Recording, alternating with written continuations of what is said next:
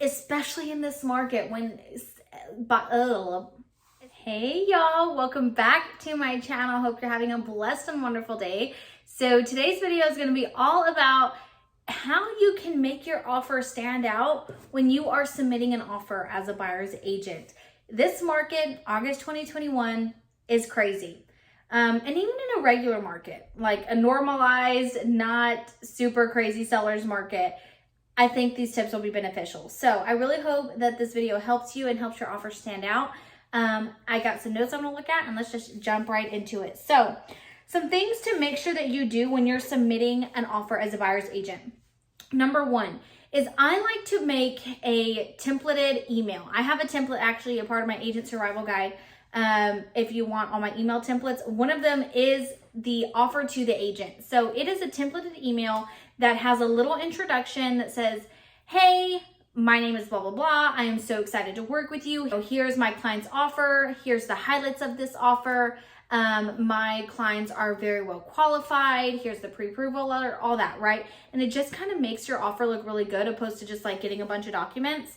I know if I receive a templated offer like that, where it has, these are the highlights of the offer price, earnest money, option period, major terms, right? It's just the major highlights of the offer. That's going to be really good, in my opinion, to present to my sellers if I'm on the sell side, right? Or on the listing side. So that is something to keep in mind. Just having a really nice template that you use when you submit all your offers. The next thing is make sure that you read all of the agent remarks in the MLS, please, okay? If there's anything specifically noted in there, like exclusions that need to be listed on the contract, closing dates, when offers need to be submitted by, any special documentation that's in the MLS, surveys, seller's disclosure, any of that, pay attention to all that in the MLS, because it can honestly save you so much time, your buyer's time, the seller's time. If there is something listed specifically there that's not going to work for your clients. Or not to mention, if I have things that are submitted in the MLS, like for example, exclusions that will not be going with this property, and it's not listed on the contract, I'm going to tell my sellers that. Like, I'm still going to present the offer. I'm going to say, hey, they didn't put these exclusions. And in a normal market, when you only have 3 or 4 offers to consider and maybe counter with, that may not be a big deal, because I can easily go back and say, hey, are your clients okay with these exclusions? Okay, great, they are. Let's go under contract. But when my sellers have 15 other offers, they're not even going to waste their time going back to yours, because really you're just splitting hairs at this point, when they already have a very similar offer that actually paid attention to the exclusions that need to be listed. So that's something really important to keep in mind. The agent remarks in the MLS. I mean, it may save you time. The closing dates may not align with your clients and the sellers. Title company could already be listed. How much earnest money they want could already be listed. I mean, it just saves a lot of time. Anyway, I rambled off on that subject, because you can tell I'm passionate about it, right? Please read the agent remarks in the MLS. Okay. Next thing, fill out the entire contract, all of it, top to bottom.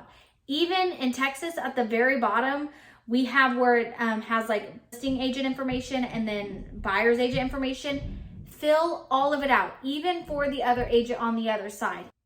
It may not make or break the deal, but it will make you look so much more professional. I know in Texas, you can go to trec.texas.gov, look up the public search, and you can find the license holder information. All you gotta do is search their name, and you're gonna find their license number, their broker, their brokerage license number, phone number, email. You're gonna find all the information you need to put at the bottom of the contract. But even aside from that, filling out the rest of the contract in full. Don't skip check boxes. Who's paying for the survey? Who's paying, how much earnest money you're putting down? When are you turning in the earnest money? Make sure you fill in the title company. Who's paying title policy? Make sure you fill out the contract completely.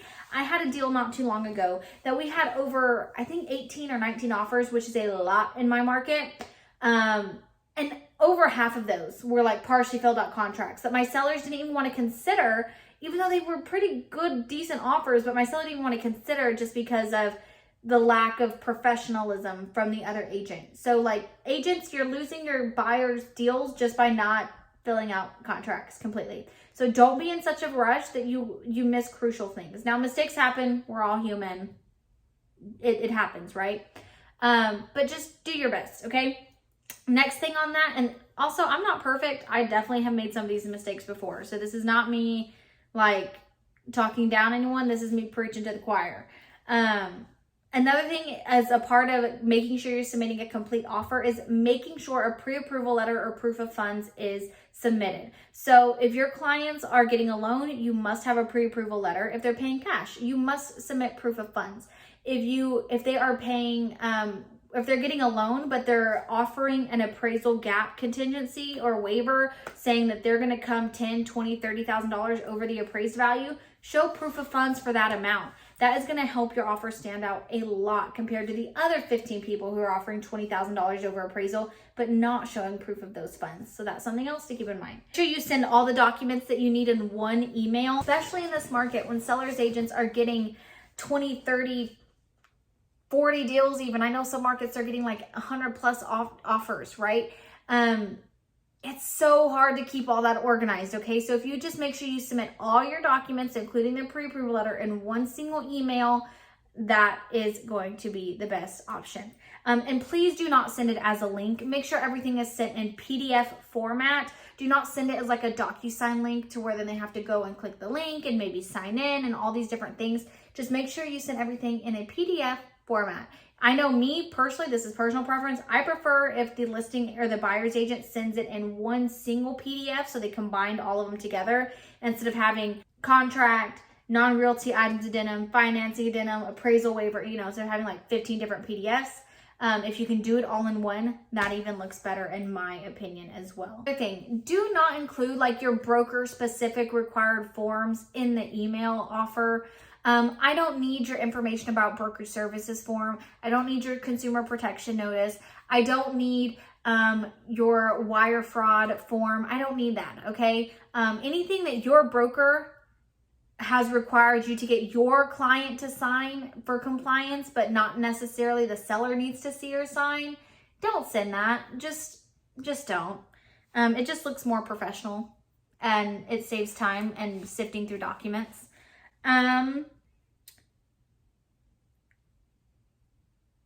The last thing I have here, when you are checking in on your offer, please be aware. Yes, some agents are just not good. We know this. But some are just busy, okay? So you may not hear back. You may not even get an email that says received within the next 4 to 6 hours, right? It may be the end of the day when the agent is able to sit in front of their computer and say, yes, I've received this email, right? But when you're checking in on your offers, for one, please do not check in every 5 seconds. Okay, let's be realistic. Don't check in every hour or every 2 hours unless there's an offer deadline. If there's an offer deadline, send the email, then also send the agent a quick text and say, hey, send you an email, buyers have offer deadline of X time, right? Just to let them know. But if there's not an offer deadline, like a super quick offer deadline, do not check in every hour on the hour, okay? Yes, I would say, yeah, check in the next day and then, check in once a day, right? At an appropriate time, not at 7 a.m. in the morning, but not at 7 p.m. at night either, right? Check in at an appropriate time of the day and do not be snarky. I kid you not. On one of the offers that I received, twice the guy sent to me.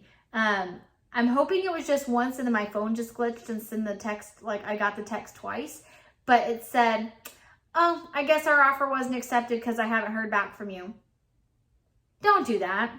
Do not do that, okay?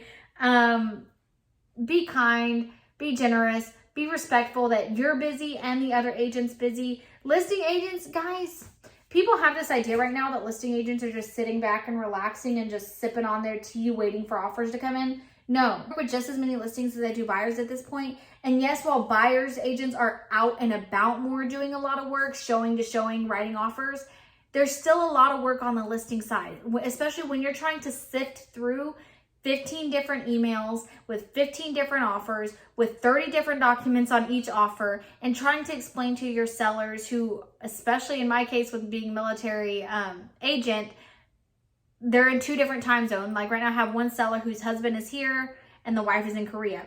So there's a lot of moving parts for both people. So let's be respectful and understand that everyone is busy. We are all busy in this market, and outside of work, we also have families, right? We have children and sports and events and activities and church and different things, right? So let's just be respectful. That is the biggest tip. Be super respectful when you're checking in on offers, when you're submitting offers, when you're calling agents, and we can all just come together, make the deals work, and everyone can be happy.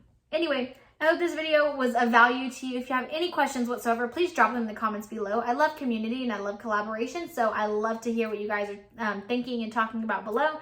I do read every comment. And yeah, if you want to pick my brain about how you can partner with me at EXP, please click the Pick My Brain link below. And if you want more information about my agent survival guide, that is also linked below as well. Have a blessed and wonderful day, and I'll talk to you later. Bye.